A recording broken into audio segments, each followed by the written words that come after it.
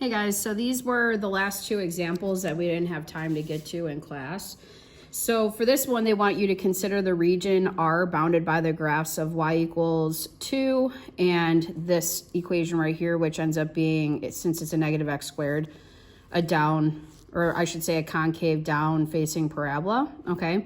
They want me to revolve it around the line y equals 2. So it's parallel to the x-axis, so we're gonna end up using our formula in terms of all x's, right? Because it's parallel to the x-axis. So kind of picture like this thing is going to be looping around. Like we're just going to spin it around there. Okay, so the first thing is if you look closely at the graph, this looks like it would be a -3, but it actually isn't. So this is a calculator active question, and it's very easy to make sure where they intersect by like graphing this, graphing 2, press second calc intersect, and then finding these two coordinates. So if you kind of did it by hand, like I'll show you that too. If you want to find where they intersect,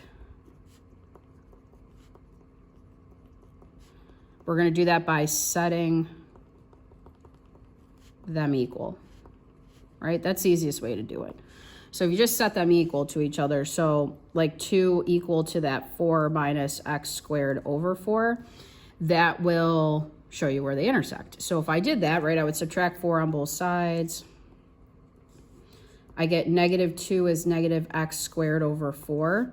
And then to get rid of this negative a fourth here, I would probably just multiply it by -4 on both sides.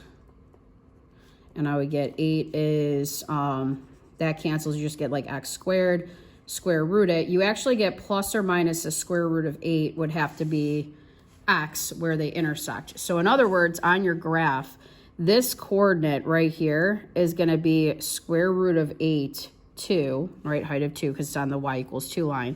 This ends up being negative square root of 8, comma 2. Okay, so now setting this one up, after this, it should be pretty simple. We're going to use this one, the integral from a to b of pi r of x squared dx. So we're going actually from a negative square root of 8 to a square root of 8. And we are going to put in, now again, since we have a function, it's not going to just like an axis, it's going to align. We have to do top minus bottom. So we have to do this equation minus that one when we go to write in my radius. Okay, because like, think about it, if I spun this around, this is a circle, I want the radius of this. Well, it's going to be this height minus this height gives me, you know, pretty much what it's going to end up being. So it's 4 minus x squared over 4. That's the top equation minus the bottom squared dx. So what I did, you could just punch this all in your calculator. You can yank the pi out in the front. It doesn't make a difference. You'll still get the same thing. I ended up getting 37.913 when I typed that in. So make sure when you punch this in, you get the same thing as me. Okay, so that was that one. Not too bad.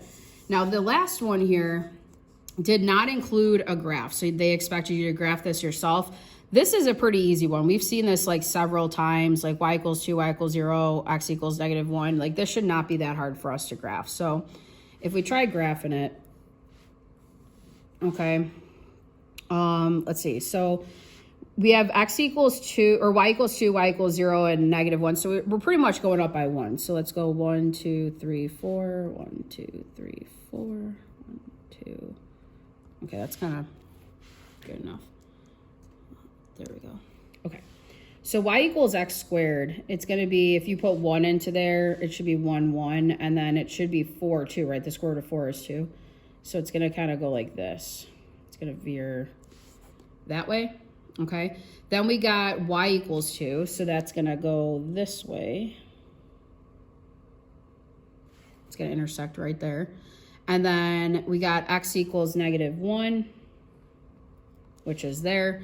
And then they just said y equals 0, which is technically just the x-axis. So this is the region they're talking about. Like they're talking about this part right there. Okay, so now that we know what we have, they want me to revolve it around x equals -1. So I'm actually spinning it around this line. So it's going to go this way. So since it's parallel to the y-axis, I got to use it all in form of y, like everything in terms of y. So I'm going to use this one, the integral from c to d of pi r of y squared dy. So I'm going to yank the pi out right away. In terms of y, I'm up and down. I'm going from a 0 to 2. My r of y, now I got to kind of think about it looking at it this way. So this is bounded by the y equals square root of x and then this -1, right? But the problem with this is I got to get this to be in terms of y, okay?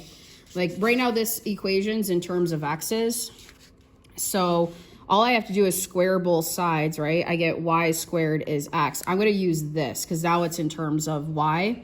So I want to do that one minus the -1. So it's going to end up being y squared minus a -1 squared dy. Okay, so then from there, this is pretty easy. You're gonna just write this as y squared plus 1 squared, and you're gonna have to FOIL that. So if you FOIL that, it ends up being y to the 4th plus 2y squared plus 1 dy. And now I can integrate it. Okay, so this is not a calculator active question. If not, I could just plug it in right now, right? Okay, so this ends up being pi times y to the 5th over 5 plus 2/3 y cubed plus a y integrated from 0 to 2. Now, when we put the lower bound in, we'll just get 0 plus 0 plus 0. So we really only got to do it for 2. So it looks like it's going to be a lot of work. It's really not. So if I put 2 in this, 2 to the 5th ends up being 32. So you got 32 over 5. 2 to the 3rd is 8 times 2 is 16 over 3, and then plus 2. So all that minus 0, I'm not going to put the -0, okay? So then I took another step and just got myself a like denominator by multiplying them by whatever they needed. Okay. Then added straight across. My final answer was 206 over 15 pi. Okay. And that was it. That's all we didn't have time for in class, guys. Thanks.